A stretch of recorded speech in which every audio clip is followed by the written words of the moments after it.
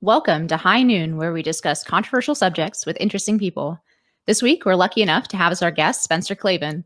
Spencer is the associate editor of the Claremont Review of Books and the Claremont Institute's online publication, The American Mind. He's also the author of Music in Ancient Greece, which I believe was his PhD subject of expertise, and the author of a translation of the Book of Isaiah. So he knows plenty about ancient languages, including ancient Hebrew, Greek, Latin, which we'll talk about. So he's an old school academic with all that attends in a positive sense to that word. He's also the host of a wildly popular podcast where he explores through the lens of the Western canon, quote, I'm quoting from your materials here, Spencer, truth, beauty, and the stuff that matters. So welcome to High Noon. Thank you so much for having me. I'm always glad when I hear that read back and I'm like, oh yeah, I remember that. That is actually something that I said. Sometimes it's like, what did I mean? But yeah, it's such a pleasure to be here. Thanks for having me on. I think the first question I'm going to ask you is really an obvious one for somebody with a podcast purporting to talk about the canon, the Western classics. I mean, how do you define the canon? I'm not asking you to list off every book or tract that you've spoken about, but what are the qualities of a book or a philosophical tract that make it sort of a candidate for the canon, and what makes one of something like this something that people it's still find worthwhile even millennia after they were written? You know, it's funny. I was just talking about this on the show because I did an episode about David Hume, who's a philosopher that I really don't like very much at all. And it was the first time, really, there's so much in the Western canon that is rich and sublime, and there's so much that I love that it's been easy to do this show for like a year now and only do people I like. But eventually, as you know, in order to be honest, you have to present folks you disagree with, folks you don't think are very good. And that does raise the question, like, how can I tell if it's not just a matter of personal taste, how can I tell what a great book is? And I think one thing, so typically the kind of like elevator pitch that I give is these are the cultural products of Athens and Jerusalem and their cultural inheritors. So this includes actually, for example, some Muslim interpreters of Aristotle, the great Greek philosopher. But these two pillars, right, one of which feeds out into Christianity. I mean, Judaism, of course, like also produces the Jesus movement, which becomes Christianity. Athens is during the 5th century BC, basically. I mean, it has other stuff before then going on, but during the 5th century, Athens, it goes through this tremendous cultural flourishing, the products of which we're still living with. I mean, Socrates, right, is the kind of person that people point to, but Greek tragedy and all this stuff. And so that then speaks to your next question, right, which is how do you tell if a book or a painting or a person belongs? And the answer there is really that, time is an important factor here. I actually can't tell you. People ask me all the time, like, what books are going to be in the canon that are being written right now?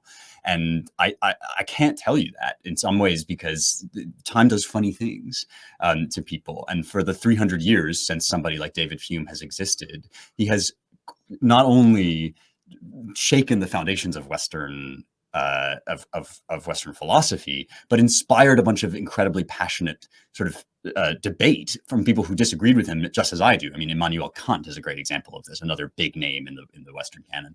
And so, these two pillars, which do kind of fuse together in the sort of outpouring of Christianity through the Roman Empire. The Roman Empire is like the late Roman Empire is like the sort of exporter of Christianity, as indeed it was the exporter of Greece as well. Polybius, the historian, says that the Romans were really good at cultural appropriation. This was maybe the thing they were best at, was like finding things that other people did well. And so, yeah, like these sort of gradual exports over time that stamp themselves into our souls if we grow up anywhere near Europe or America, or indeed at this point it's becoming increasingly global, right? The important thing to understand here is that you're studying things that you can't escape. Like there actually is no jettisoning these works, and you can hate them the way I hate David Hume, but you have to know them and you have to know that they exist and why. So that's kind of how I shape the podcast and what I talk about.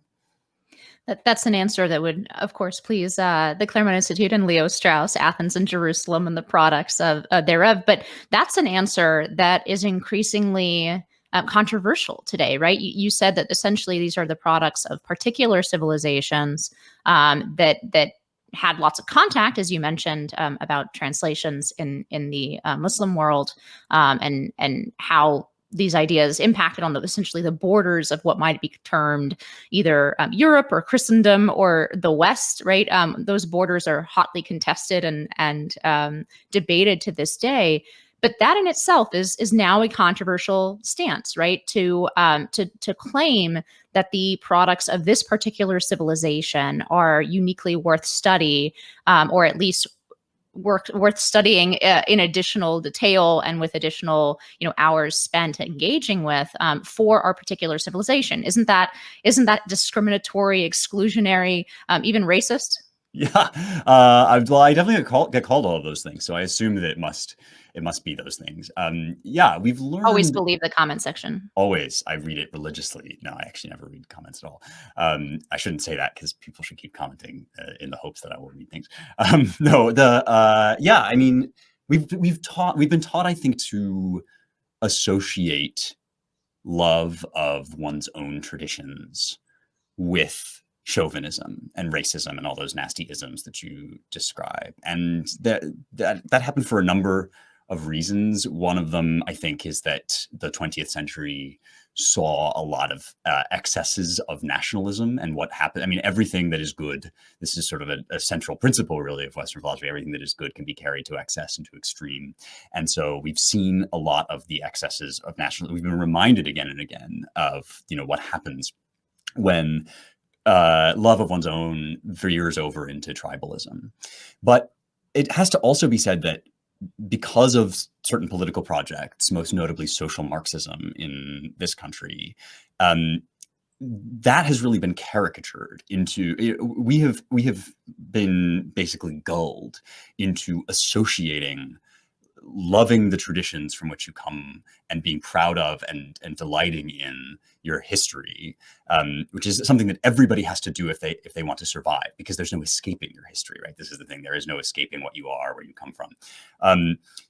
We've been gulled into believing that is inherently bad by caricatures, dumb caricatures of what it means to love the West. I mean, when I say that I am an unapologetic lover of Western culture, what people immediately hear is that I think there's nothing of value in other cultures, right? I mean, but I never said that. Nobody ever said that. It's not entailed. It doesn't follow.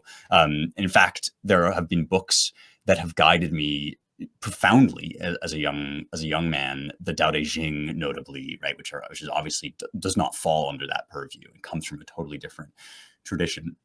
But I think there are elements of Western culture which have proven universal and not time bound. And Christianity is a good example of an ideology, a Western ideology that at least aspires to be for everybody, for the whole world. But at the same time, there's nothing actually wrong, I don't think, with saying, this is my home, this is my own, my native land. This notion of oikophilia, or whatever you want to call it, has been very terribly run down. But the funny thing is that in the end, it's actually your only option. You can learn to understand where you're from and to endorse it and to complicate it if you will, but also to accept it and to love it, or you can self-destruct. And it seems that that's the path we've chosen. But I guess I just want to offer another path. Well, that path has been quite appealing to a lot of people. I mean, why do you think there has been such a huge response to your podcast? Not that you're not a remarkable young man, and not that you don't have remarkable things to say in your own right, but what a large part of what you're doing is essentially reintroducing your listeners to what was once considered a classical education. Why do you think that has been such a popular podcast, right? It's a new form of media. It's definitely sort of very much part of the modern world. Why is it that this has connected so deeply with so many listeners? Yeah, beats me. I mean, people must have terrible taste. This was actually a huge surprise to me. I have to be honest with you, because thank you. You're very kind, but it's true. The podcast has done very well, and I will tell you in truth that the genesis of this podcast is essentially that I was out in the world, writing and being a sort of jobbing intellectual, and people kept saying to me, "Oh, you should have a podcast. You should have a podcast," because this is the thing, I guess, that one does now, right? And as you say, it's the hot new medium.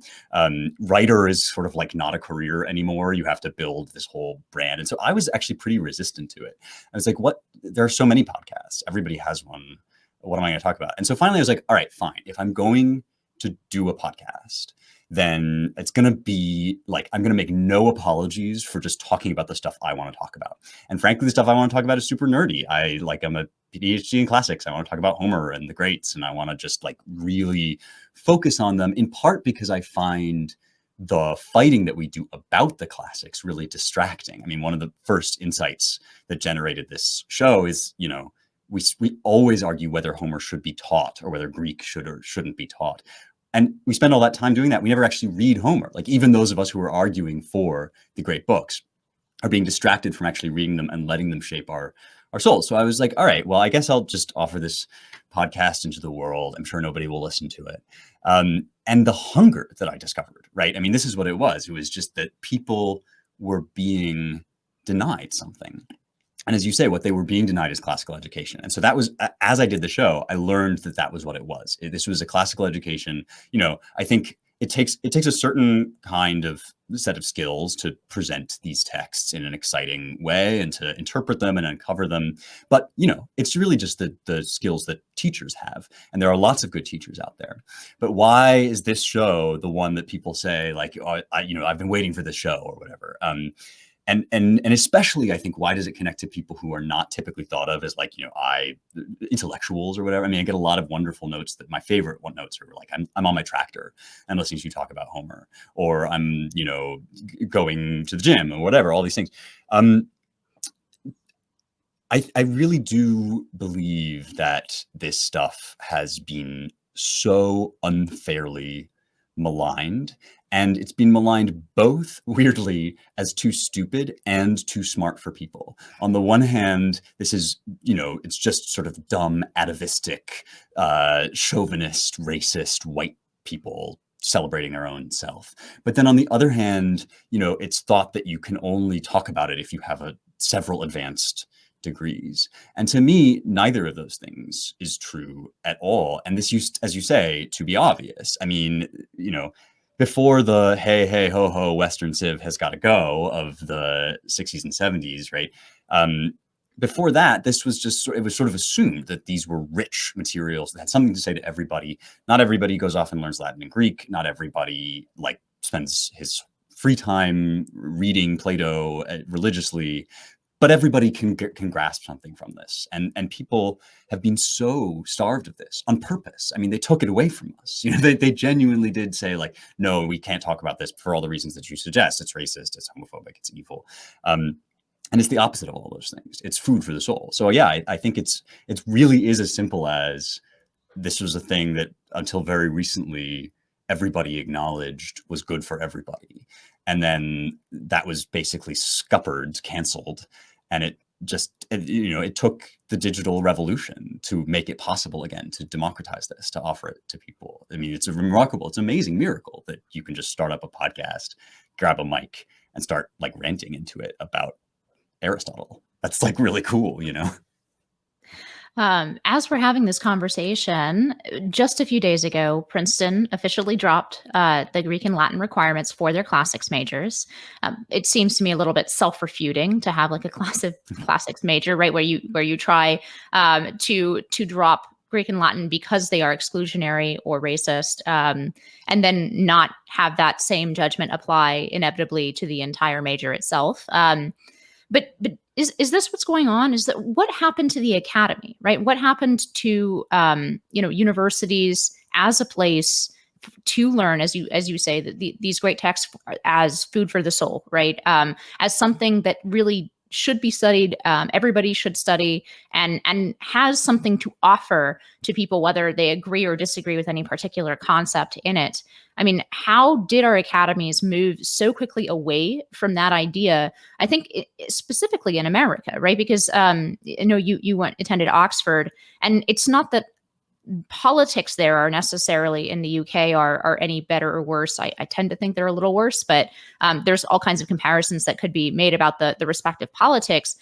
But the classics seem to have clung on longer in the academy in Europe and in the UK than they have in America. Do you know why that is? And generally, what is your opinion on the direction of the academy? Is it salvageable in America, or does everybody who has something worthwhile to teach just need to get a podcast? Well, I'll start with Princeton, and then I'll sort of try to draw out of that some answers to these other questions, which you raised, which are so important, and on which books have been written, by the way. So we'll do our best, right? Right, Princeton canceled the requirement for students to read in Greek and Latin, to learn Greek and Latin in order to do their version, basically, of a major in classics. And the first thing probably to say is that people should read Greek and Latin in translation. Nobody has any argument against that. And in fact, as more people should read Greek and Latin in translation, and nobody should feel that they have to be experts in these languages in order to get something out of a translation of the Odyssey, right? I mean, none of these things are up for dispute. What's up for dispute is the nature of the discipline of classics itself, sort of as you suggested. And really what this degree is, in essence, is like the last vestige of a tradition that goes back to the medieval period and before, which is the tradition of the university, right? I mean, already in the year 1000, before Oxford and Cambridge and the University of Paris really came into their own, there was a centuries old tradition in the Muslim world and in Europe, mostly in sort of clerical situations in churches, of studying these texts that came down to us from antiquity and studying them in their original languages, and most importantly, talking about them in Latin, right? This is the famous idea of the lingua franca. And the word university, universitas, is a sort of Latin coinage describing like everybody can come. Everybody, once you sort of pay the price of admission, which is mastery of these languages, it no longer matters where you're from. And this is sort of a revolutionary idea that we now think of, we kind of take for granted, right? This global community of people who come together around the great search for truth. But this is being invented at this time. It's being invented using a common tongue. If you want that, you're always going to have something of that kind, right? If you want to be part of that great conversation, you got to learn the language in which it's conducted. The simple fact is the Princeton Classics department doesn't believe any of the stuff that I just said anymore, right? I mean, and this is something that's been going on for years. It's not just, this is kind of the latest development, this cancellation, but, Princeton has this professor, Dan L. Padilla Peralta, who's been prominent for a while. There was a big splashy profile of him in the New York Times, and much of the department's sort of public-facing language now reflects the idea that classics is inherently a participant in the system of whiteness, in the system of oppression. And in part, that's because it's exclusionary. The idea being, if you don't have money and you don't have class, and you haven't been raised in the right way, you don't come to school knowing Latin and Greek, right? And so then you're at a disadvantage. Well, first of all, I've taught students like that, and it's true. It's not fair. But there's always going to be that one price of admission. And the point of Latin and Greek is, right, this is the one price of admission. Once you learn these things, it doesn't matter where you came from. Why is this happening? Why is the discipline basically self-destructing, turning inward on itself to undermine its very foundations? There are a lot of answers to that question. I would say, though, that and this is kind of a line that I trot out somewhat flippantly, is this was done on purpose, and it was done by commies. And this is part of this sort of this social turn of Marxism, and as you say, specifically in America, where the existence of a robust middle class made it difficult for economic Marxism to take on. That you couldn't really convince people that they were oppressed according to socioeconomic class. What did you do? Well, Antonio Gramsci, Herbert Marcuse, these names that people toss around, the burden of their thought, at least in America, is that you do social consciousness raising. You turn, the invention of things like white privilege comes from Noel Ignatieff and people who participated in this sort of second wave of Marxism. And really that's, we're not just seeing that in the academy, we're seeing it everywhere. We're seeing it on the streets with BLM. We're seeing it, I think, inform a lot of the kind of LGBTQ plus star plus IAA, whatever. I mean, these are tactics that are invented in some ways on the streets by intellectual inheritors of cultural Marxism. And part of the point there is to make people hate, to instill logic, which carried to its conclusion will basically cause the great institutions of the West to self-destruct, which is what they're doing. It seems to me that rejection, which I think you rightly characterize as having kind of jumped the walls of the academy and become endemic really to every facet of our institutions, of our culture. You can't live in the modern world without bumping up against that rejection. Here in America, it takes the shape primarily, I think, as opposition to the American regime, right? The founding. And as you say, though, it also includes, for example, the opposition to learning Latin and Greek and reading Aristotle and Plato. Why do America's domestic critics see America as an extension of that Western regime? Are they right to say that? And what is the relationship between the American regime and the classical? How are we as Americans connected to that tradition? How are we perhaps a particular branch of it, or is there some tension there? What's our relationship as Americans, citizens of a very new country, relatively speaking, in world history? What's our relationship to the classics and the ancients? This is how I can tell that you are a friend of Claremont, because, of course, this is a question that vexes scholars in general of the American founding, but it's one that Straussians and Claremontsters are fixated on. And so stipulated at the outset that, I am not the spokesman of Straussianism or of the Claremont Institute, right? I mean, I have my own take on this. Others may think differently. But, it has been puzzling me recently I've found it noteworthy that woke opponents, you might say, of classical antiquity, don't even really seem to know what exactly it is about classical antiquity they don't like. And this is a phenomenon that you see in general in revolutionary movements that, like, several generations away from the founding of the movement, people are just kind of going on autopilot. But an example of this is Heather Levine, who, I believe I have her name right. She's this Massachusetts public school teacher who tweeted recently and got fervor for tweeting. Very, very glad to say we got the Odyssey canceled. And it's part of a hashtag disrupt texts. It's this idea that whiteness needs to be rooted out of our whiteness, by the way, meaning everything bad, right? Whiteness needs to be rooted out of our curriculum. Now, whiteness is not a concept in the ancient Greek world. The Greeks were not white; they were kind of brownish, for what it's worth. And I was sort of trying to figure out, like, does Heather Levine actually know what her problem is with the Odyssey?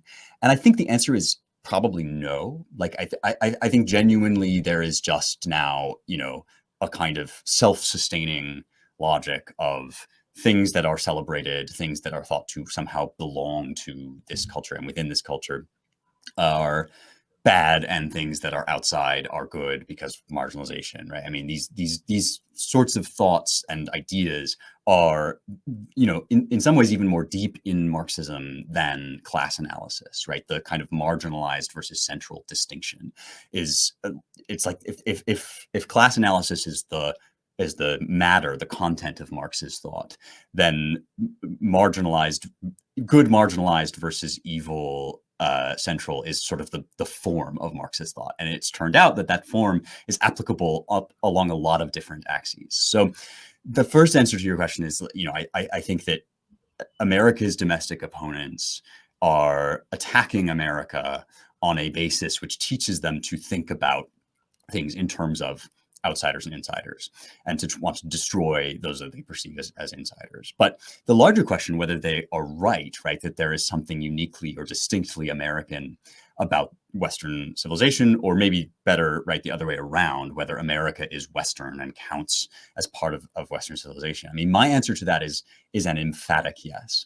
And the counter argument to me is essentially that Enlightenment era liberalism which America is sometimes thought to represent, right? Personal liberty, personal autonomy, represents a radical break, actually, from the traditions of Athens and Jerusalem, because those traditions have always understood polities and people as woven inexorably into a political fabric, as not autonomous, as not sort of personally, individually free. And this idea that government exists to protect your rights, right? This was actually an aberration. I mean, I'm thinking here of somebody like Patrick Deneen, right?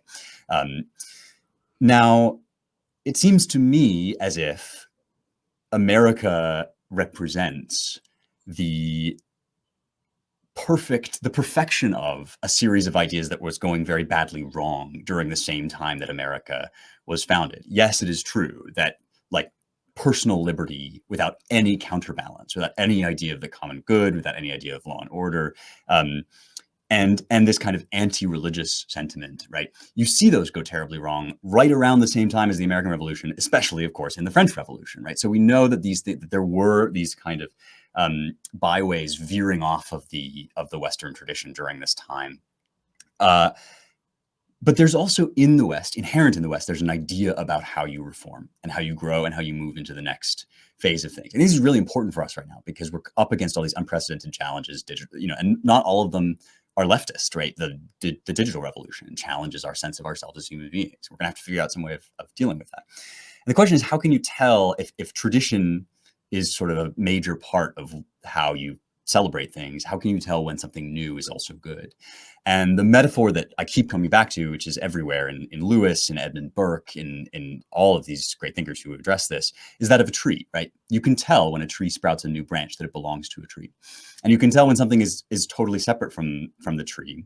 And you can tell, because the tree is a kind of thing with a kind of nature. And even if the thing that comes next out of the tree is a flower, which looks nothing like the rest of the tree, you can see that that's growing organically. And so to me, what Americans did in 1776 and thereabouts is they said this, they were asserting the rights of Englishmen in a wholly new context. And that's the thing, again, that we have to remember, like, just as the digital era has transformed our context, the new world transformed people's context. Machiavelli said this. He said, I have to invent a new political philosophy because there's a whole new world out there. And to me, what the American founding fathers did, and why I love the founding so deeply, is they figured out how to port the West, the great traditions of the West, the religious property, the sober sense of honor and duty, into a world where people were yearning to be free. And that's very beautiful. You're really anticipating the thing I was going to ask you next, because I was going to ask you about how we balance or evaluate that Enlightenment tradition and values like liberty, pluralism, tolerance, and how we balance that with tradition, with the common good. But I guess I still want to ask you to refine that a little bit further. How do you tell if it's a flower or a tumor? I don't know what the equivalent of that is with a tree. I'm not a horticulturalist, but so how do we evaluate whether a new branch is healthy or good, even if it does stem from certain antecedents, as virtually all developments do have, except for the beginning of the universe, perhaps.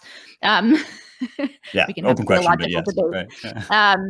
No, but as all things do stem from some antecedent, right? How do we tell which ones are the flowers and which ones are a diseased branch or an aberration? By what standard can we evaluate our traditions and say these traditions are good? They are a new application of universally true ideas, and which ones are a flawed application or bad ideas that will lead to an immense amount of suffering, or to a disease that'll eat away at the whole tree at the root, as I think we're really seeing now. You keep referencing self-destruction. That's really what's happening, right? We're eating away at the foundations that grew the whole tree. That's right. And I think it's it bears refining. It's a question that we could sort of puzzle over, I think, together for many months. This metaphor of figuring out whether something is good or bad, the way that you sort of evaluate a tree is from the Bible, right? By your fruits ye shall know them. And the idea there is actually that there's a lot of stuff that we can't evaluate and judge in the way that exactly you're suggesting. We can't always tell. I mean, a lot of this is about, in the Bible, it's about personal morality, right? You can't always tell what's going on in somebody's heart, what they're thinking silently, but you can see the sort of outward manifestations of those things. And so patience, chastity, charity, long suffering, these things are fruits that bespeak good roots. You can't produce those good fruits without good roots, good inner roots. And so, in order to perform that kind of evaluation for a person or a society, you have to recover something that I think we are very uncomfortable talking about. And that is an assertion that we know good from bad. It kind of strikes right at the heart of things, right? This idea that we actually have a flawed but real set of perceptions that enables us to see things that are good. We know, and this is why I often ask people who come at me with sort of random woke stuff, right? Like, how's that working out for you, right? We know that being increasingly infertile, increasingly, addicted to SSRIs. We know that, like, having blue hair and mutilating yourself, these things, like, it's harsh perhaps to say, but these things are bad. They're immiserating. They make people miserable. And so in order to make that claim, we have to simply say, that's self-evident, which of course is a founding concept in our country to begin with. So if we can't say that certain things are self-evident and certain things are self-evidently good, then we're not in the country we thought we were anyway. And so, people get very antsy when folks start talking about the common good, because they think that this necessarily automatically means that what you want is for the Pope to rule America, right? I mean, there's like a real strong association in people's heads between common good conservatism and some sort of backwards looking theist, like, autocracy. And there's, some of that out there, but not that much, actually. I mean, really what people mean when they talk about the common good is abolishing this fiction, which is not it's not a founding fiction. It's actually a sort of an imposition. This fiction that we can do politics together without pronouncing on good and evil, and that we're totally incapable of pronouncing on good and evil. Like, we can't, but in fact, of course, all regimes depend on pronouncing on good and evil. Why is murder outlawed? Because it's bad. Why? Like, and at a certain point, if you do the toddler thing and you ask why and why, eventually you're going to get, like, well, because this is bad or because this is good. And I think that's really missing from our evaluative politics, and it is the answer, or the root of the answer to your question.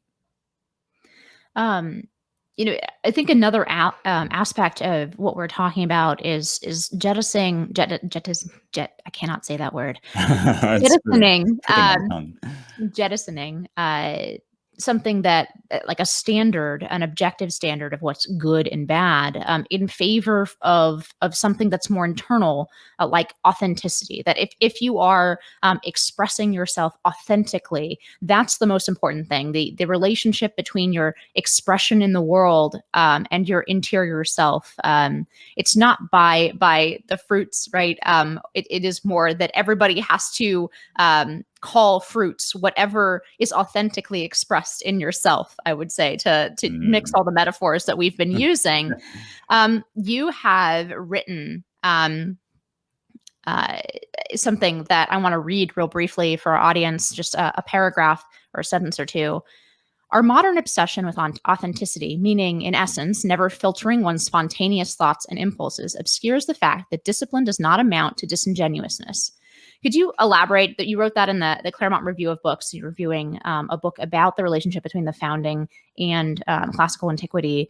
But authenticity seems to be, in all kinds of ways, and we could list a lot of the applications of this, the new standard that has really replaced an honest evaluation of good and bad, that, as you say, sort of leads to a backstop of whys that modern humans just can't seem to countenance or answer.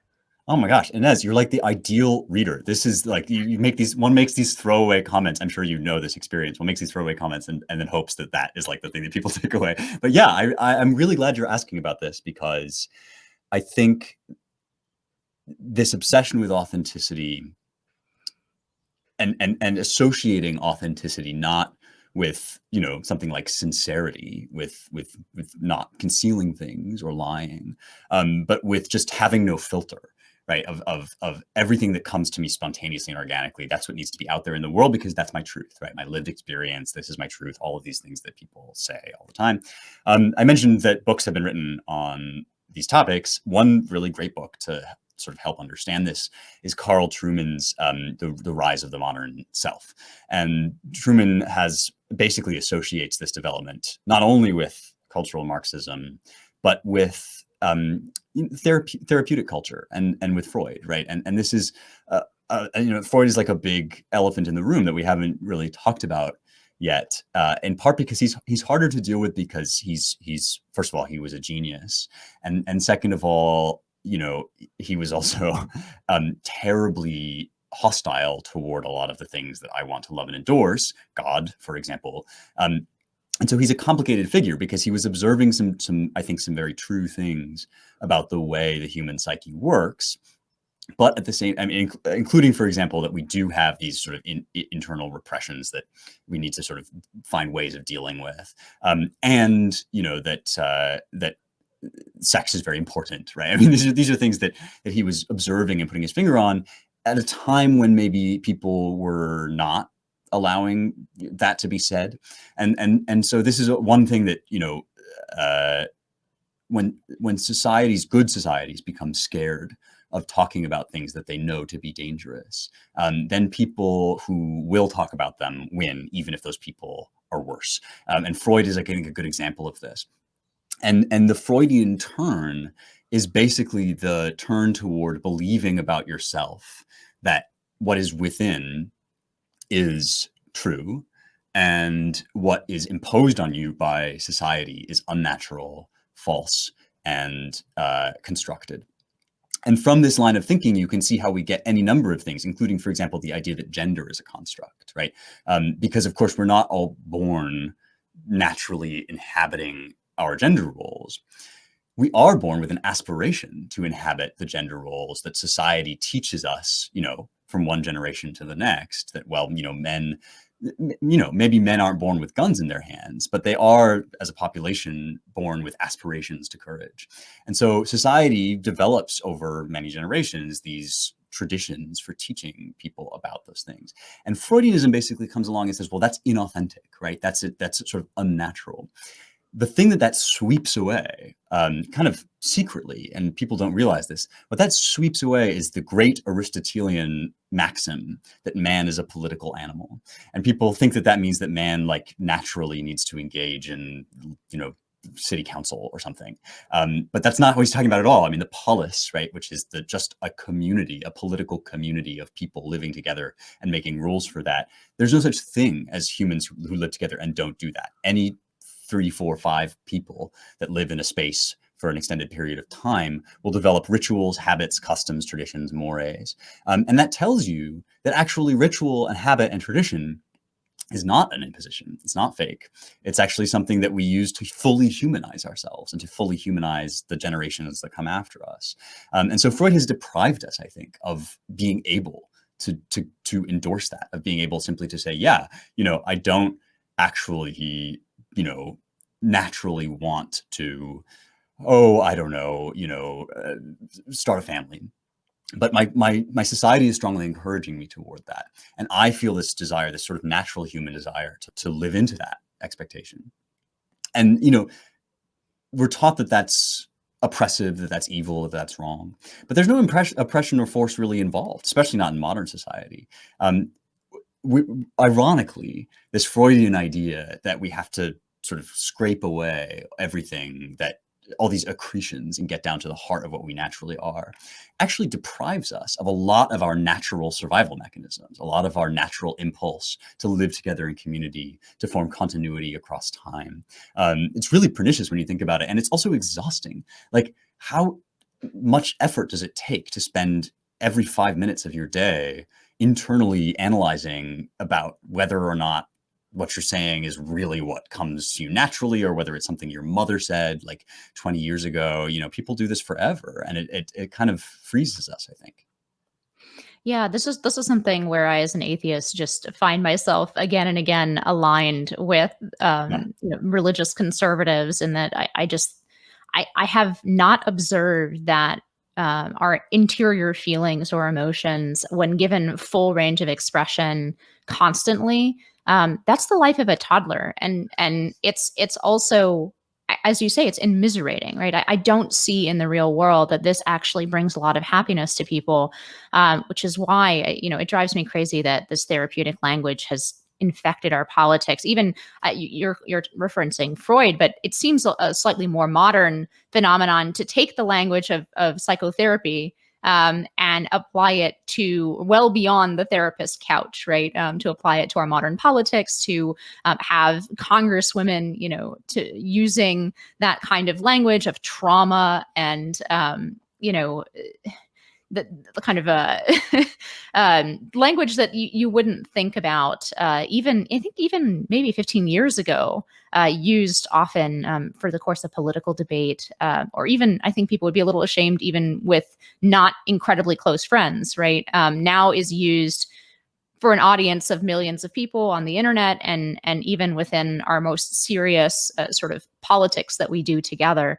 Um, but another problem you've reminded us of some of the classical wisdom on has been how to think about the problem of being in a body, right? To be embodied, to have both a mind, you would say a soul, and to be inside this meat casing we call our bodies. And recently in the American Mind, there was a fantastic, highly recommend this. There was essentially a series of essays from different contributors, including yourself, on this problem of how we ought to think about our bodies. So you wrote in the American Mind a piece on so-called body positivity, right? And the link that between these seemingly contradictory poles and impulses and are simultaneously endorsed by our society. One is, for example, that it's actually right and good to surgically dissect our bodies if they don't match our perceived internal selves.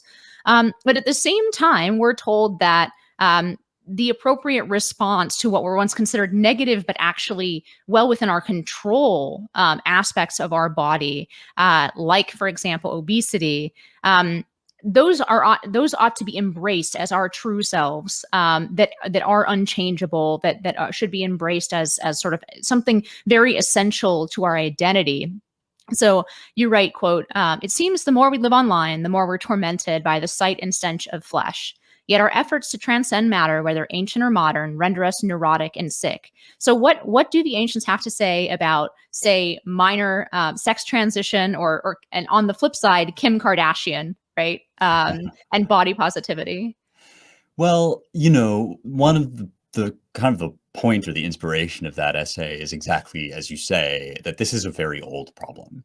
And there is no reason, or there is no like totally satisfactory answer to it, that you're going to open some book and be like, now I will not wake up tomorrow and feel a little bit too like 10 pounds overweight, or feel like haven't got enough sleep, right? I mean, these things afflict us precisely because we are two things, or at least because there are two aspects of us.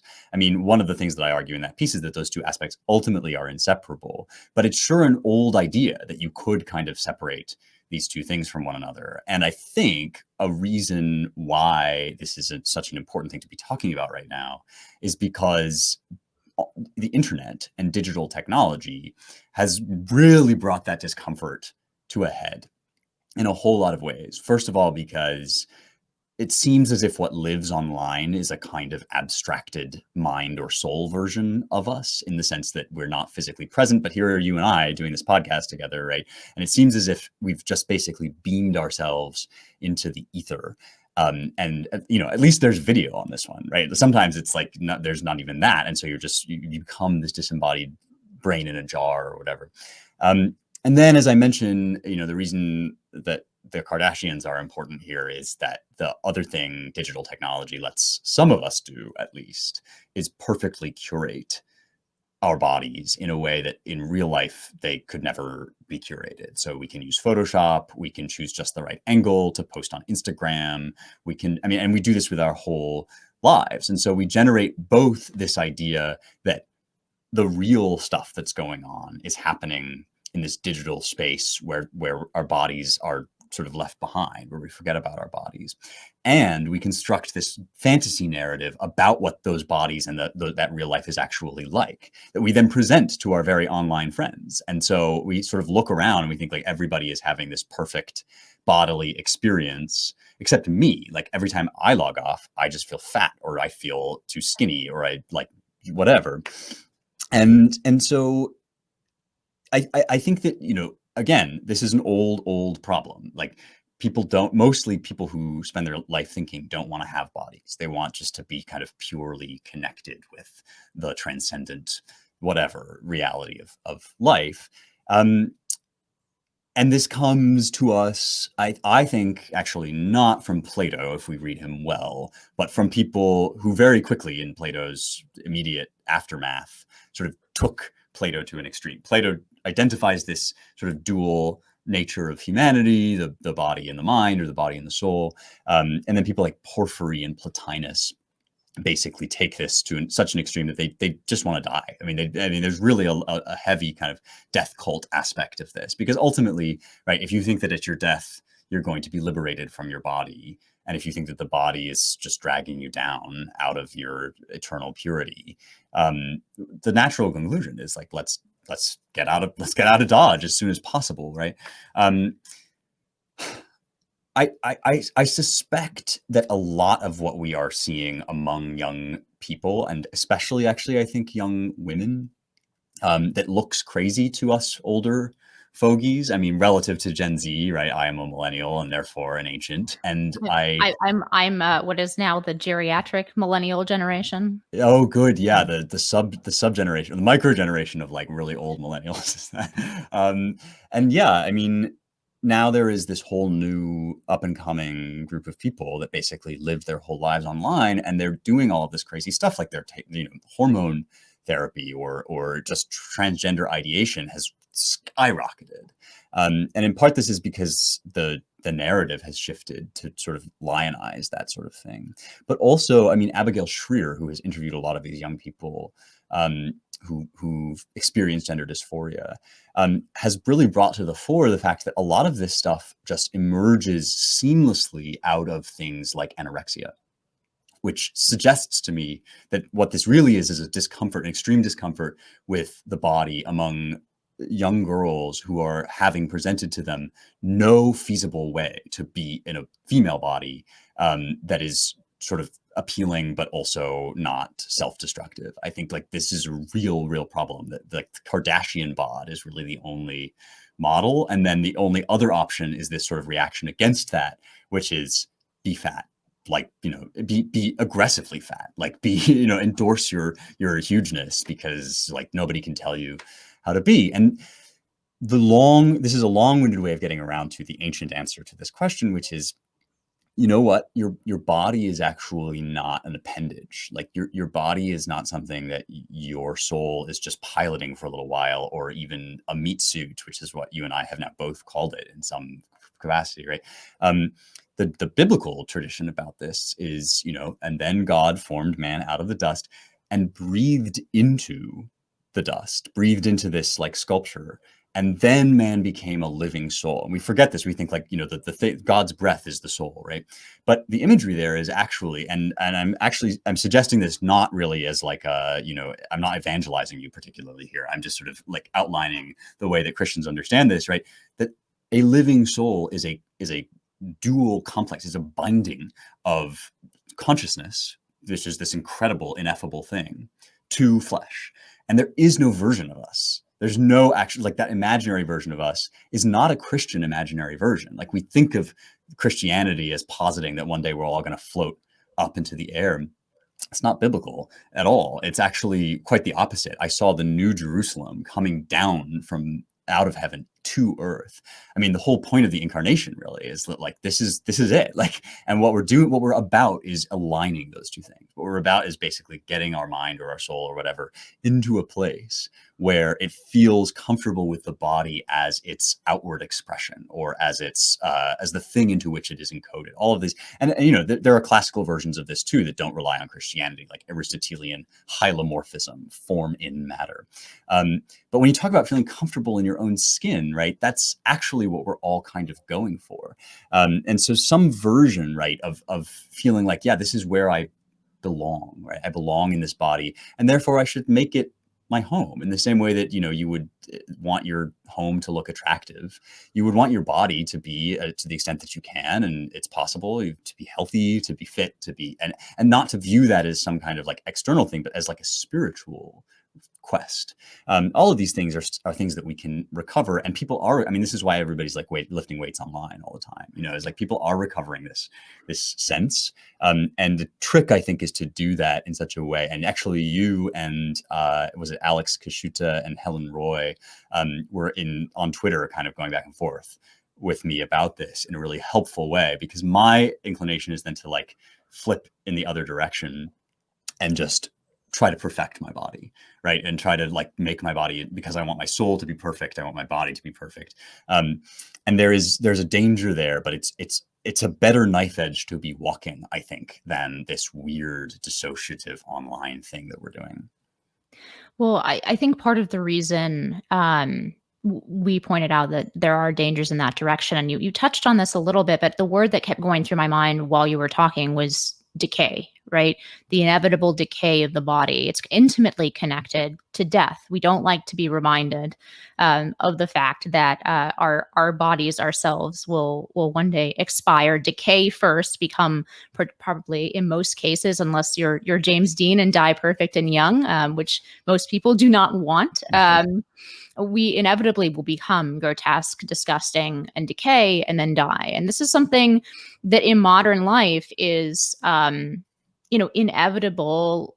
Obviously, is inevitable, not just in modern life, but like we can avoid thinking about it in modern life in a way that was impossible for past eras, right? Where they lived with death day in, day out. Even in the early American Republic, the number of children who died before the age of 5 and then by the age of 15 was extraordinarily high. You could not live unmarked by death for 20, 30, 40, even 50 years, as so many of us do in modern life, thanks to things that I'm very thankful for: advancements in medicine, right? Advancements in technology. But those advancements have in some way allowed us to avoid the presence of death and avoid thinking about it and avoid grappling with it. Do our incredible advancements in this regard leave us, in some sense, blind and defenseless to life's inevitable tragedies? And how can the classics help us grapple in a way that will really allow us to accept these inevitabilities and to not allow them to sour both our lives or our souls, or to warp ourselves in incredible ways that are sometimes so pernicious in an attempt to avoid the inevitable?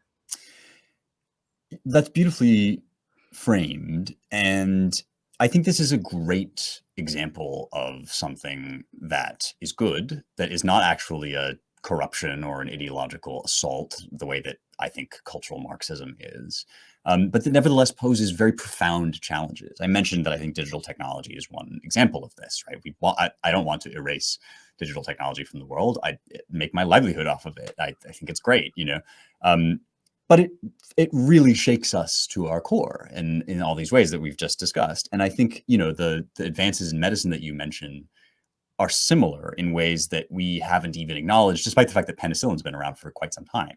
Like this is a phenomenon, or the kind of optimism that seems to me to emerge in the post-war era in this country.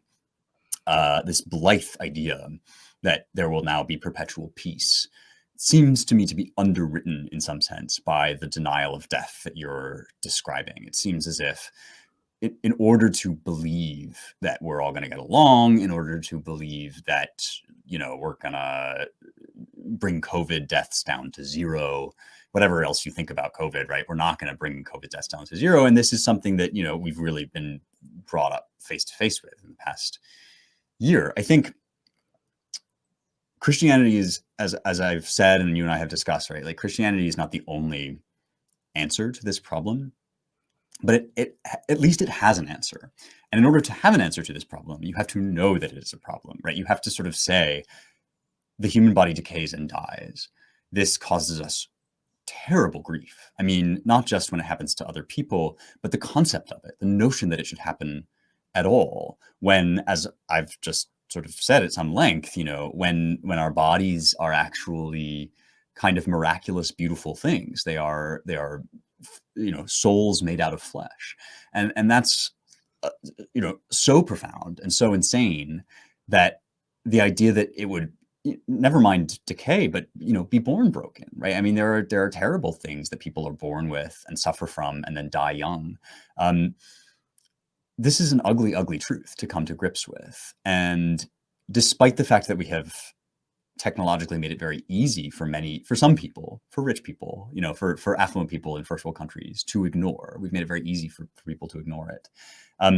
Despite that fact, we haven't even moved 1 degree toward abolishing it. I mean, there's no advance in medicine or technology over the history of human life that has ever reduced the death rate to anything under 100%. And so I guess what I'm coming around to saying here is just that to be a grown-up society, to be a grown-up person, you need something that acknowledges and answers the fact of death. I know, personally, I know my answer. My answer is that this was not supposed to happen. I mean, this is how I know in some ways that this was not supposed to happen. And therefore, even though we can't possibly fathom what would ever make up for it, I think as Christians, we're called basically to trust. This is kind of our big leap of faith, right? Is that there's something that will make up for it in the end. Other options are available. The Stoic option, I think, is very sound and salutary. It involves cultivating a certain degree of composure and ataraxia in the face of it, in the face of death and pain. The Buddhist answer, which is that sort of total detachment, is the way forward. This strikes me as an answer. But again, in order to make any of those answers, you have to first pose the problem, right? Life is suffering. There is this terrible suffering. And yeah, I think why wouldn't you sort of deny that if you can? We all want to look away from ugly truths, and some of us have been able to. And unfortunately, then they come around to bite you in a worse way. I'm glad you brought up virtue and Stoicism, because the final question that I'd like, actually I have one more after this, but this is the final substantive question I wanted to ask you. It seems that fortitude or courage is a virtue that we are having to reacquire in the course of our politics. What does the classical canon suggest about fortitude or courage? Is there a difference between those two things? Is it a distributed attribute or a discipline to be learned? Is it an ideal? Is it something that people are simply born with or not born with? Can it be used? I know I'm throwing questions at you, but can it be used for good and ill? What do the classics teach us about courage and fortitude? Because I think that really is, and as I've asked a lot of our other guests on this podcast, that really is in many ways the crux of what our moment comes down to.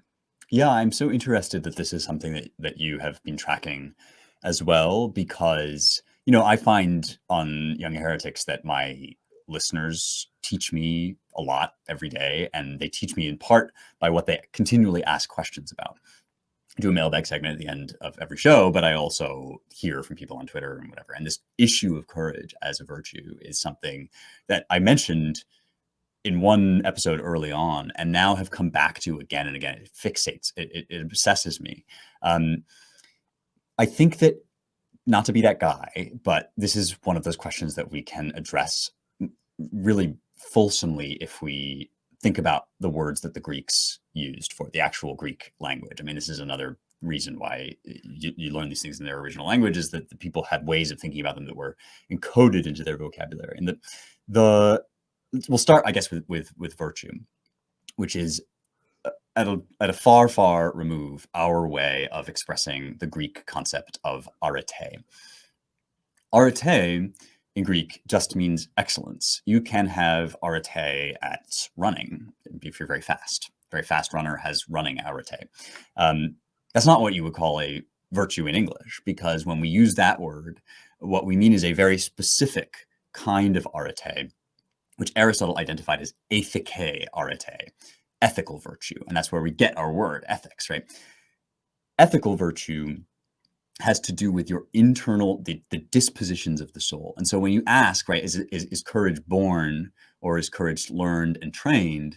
The answer is both, in a very complicated feedback loop. And this is part of why it becomes such a problem when, as a civilization, you lose your grip on a virtue like courage, on an excellence like courage. It's because all of us are born with different capacities, different gifts, different talents. I mentioned wanting a neat room, right? I'm terrible at that. I have like just a constitutional deficiency at thinking about people's comfort in my space and in my surroundings. That is something I have had to learn to cultivate over much time and with much effort.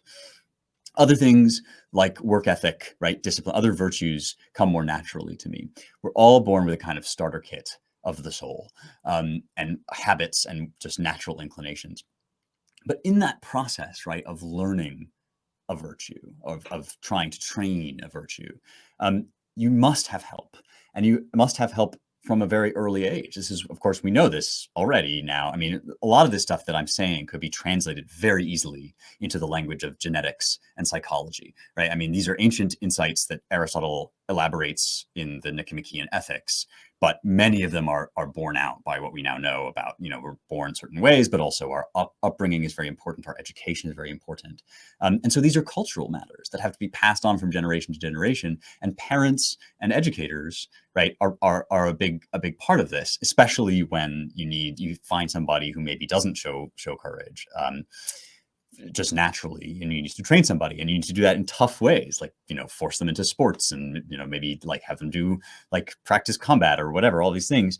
On top of which, courage is actually extremely complicated when you think about it, because it straddles that line between virtue just as a kind of excellence that's morally neutral or morally blank, like foot racing, and then virtue as a kind of ethical excellence, on the other hand, which is itself what we think of these as like being good at being human, right? The reason we're so focused on the ethical virtues is because they seem to be essential to good humanity.